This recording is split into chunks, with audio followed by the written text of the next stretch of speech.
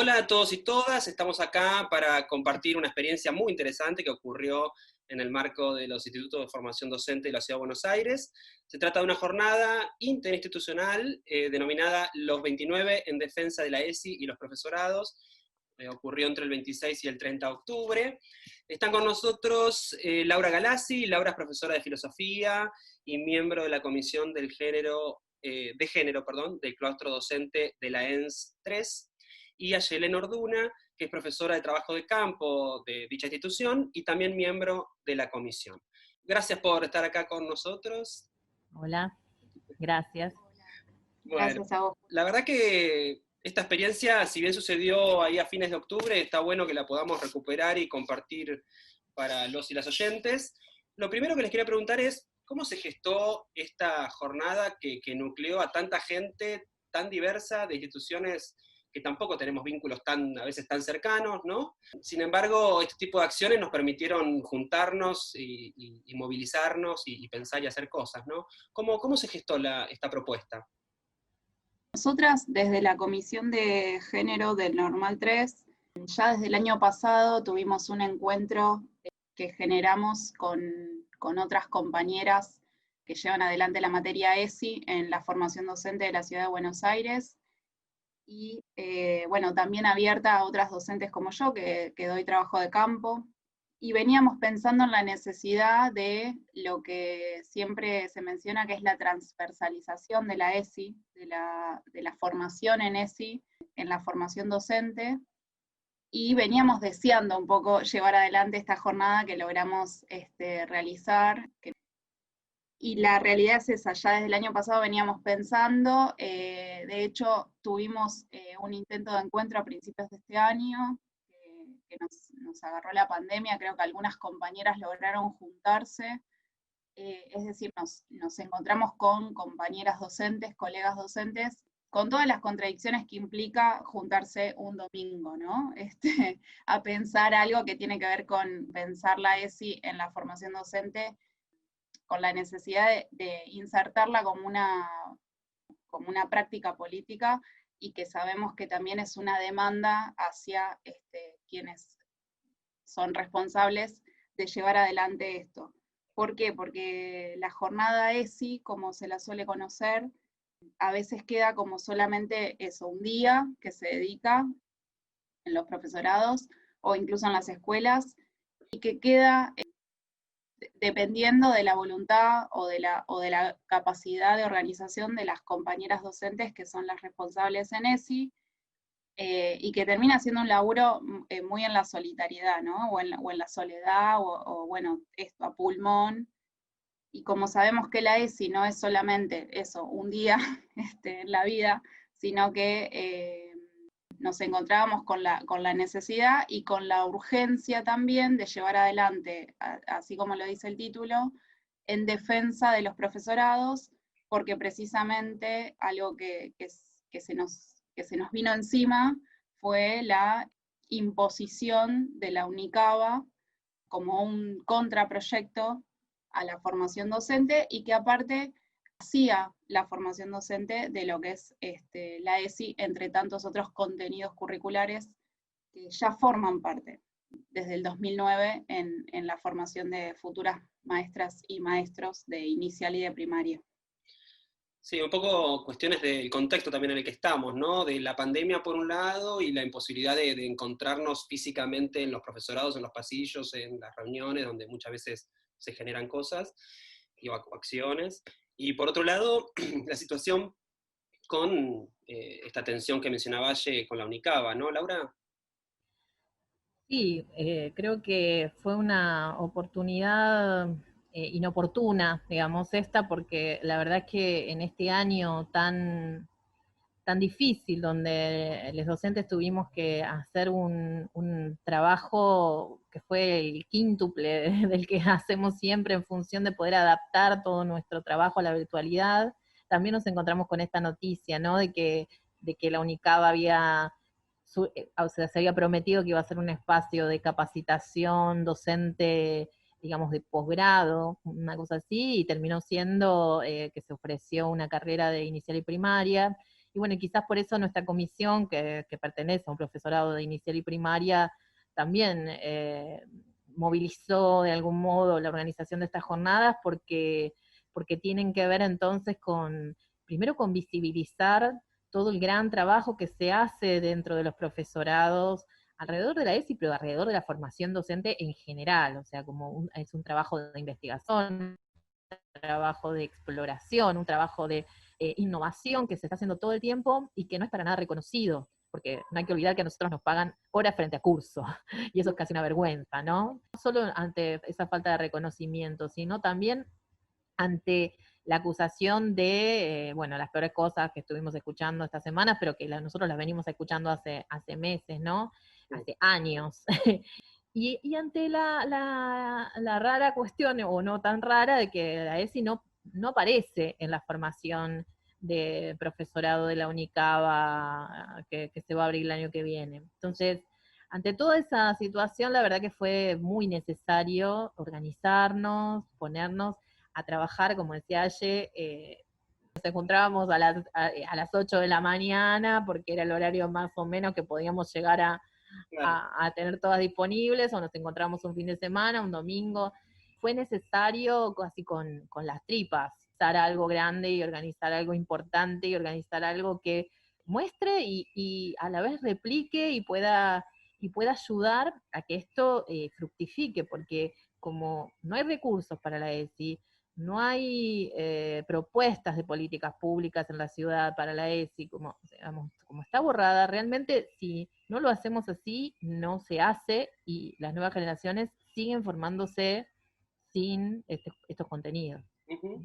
Ahora, ¿cómo fue un poco esa organización de una jornada que la verdad que fue de 5 días, y había actividades de la mañana hasta el turno vespertino? Realmente fue impresionante lo que se hizo. ¿Cómo lo organizaron? ¿Cómo lo pensaron?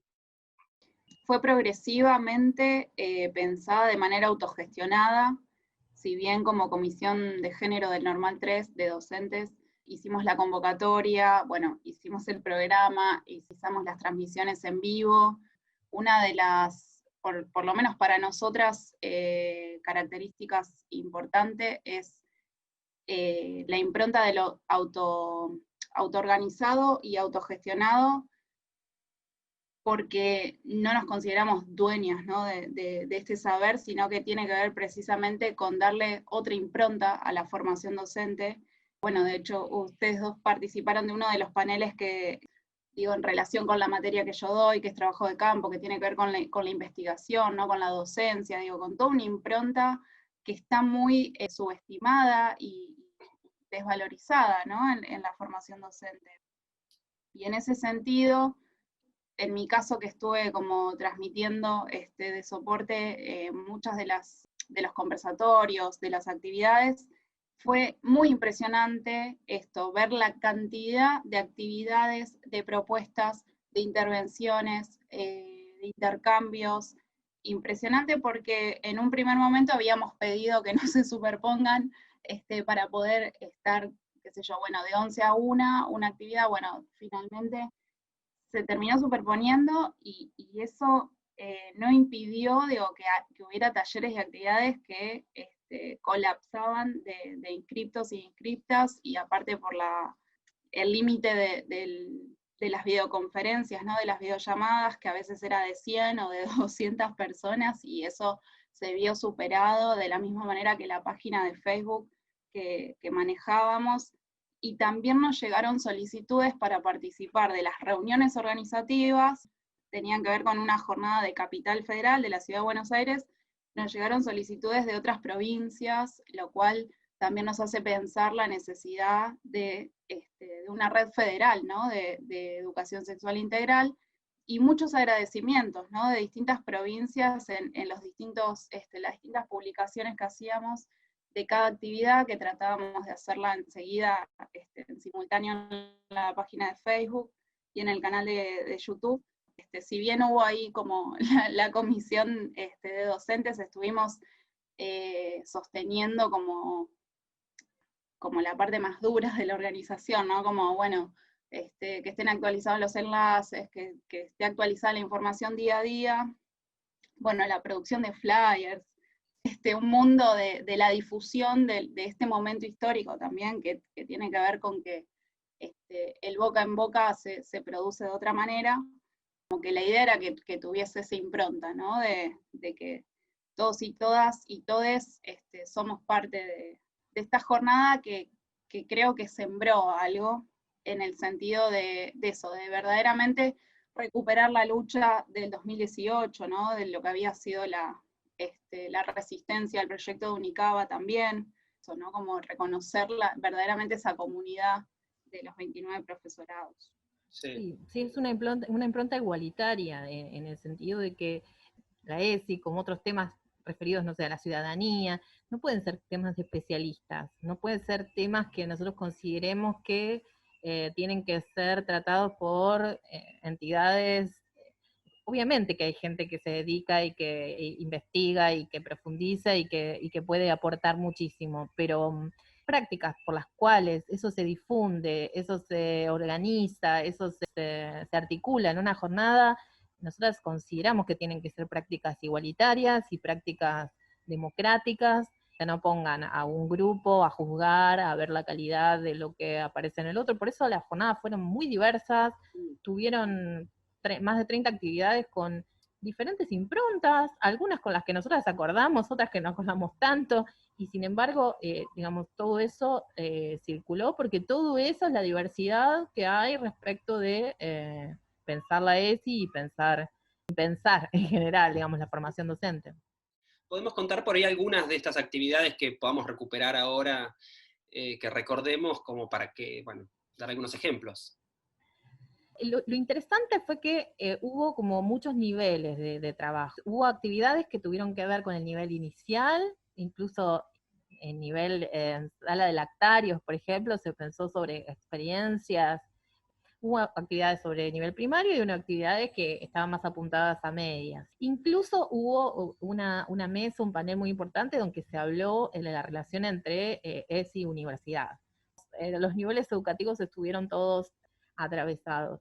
Luego hubo actividades más relacionadas, si querés, con el fundamento, con algunos fundamentos teóricos de la ESI, bueno, como las que hicimos de género y ciencia. Hubo otras que estuvieron más relacionadas, al contrario, con experiencias, con relatos de experiencia o trabajos o muestras de trabajos finales en ESI. Digamos, hubo una amplia diversidad de propuestas. Hubo una mesa muy interesante sobre la tensión entre una interpretación de la ESI tal como la hacemos nosotros y la interpretación que considera que la ESI es educación emocional, que puede ser más la que se liga con el gobierno actual de la Ciudad de Buenos Aires y con esta idea de, bueno, de entender a la ESI como una herramienta de control social a través de control de las emociones y de formación de capital humano, digamos, para la productividad en el ciclo económico de la sociedad. En ese sentido, nosotras nos oponemos a esa lectura de la ESI, entonces hubo actividades que tuvieron que ver con discutir eso, los fundamentos teóricos de estas dos posturas.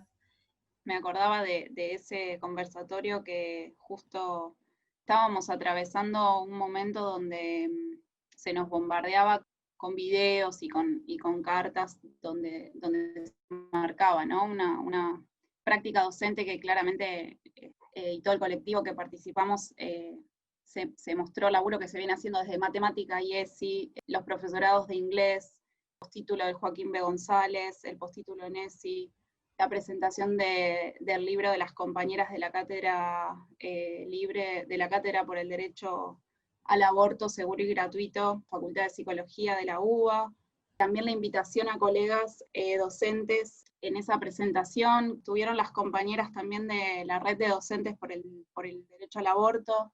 Nosotras como docentes hicimos extensiva la invitación a nuestras estudiantes y a nuestros estudiantes, y me acuerdo que una estudiante de un profesorado comentó eso, la verdad es que no tenía la menor idea cómo es la práctica del aborto, ¿no?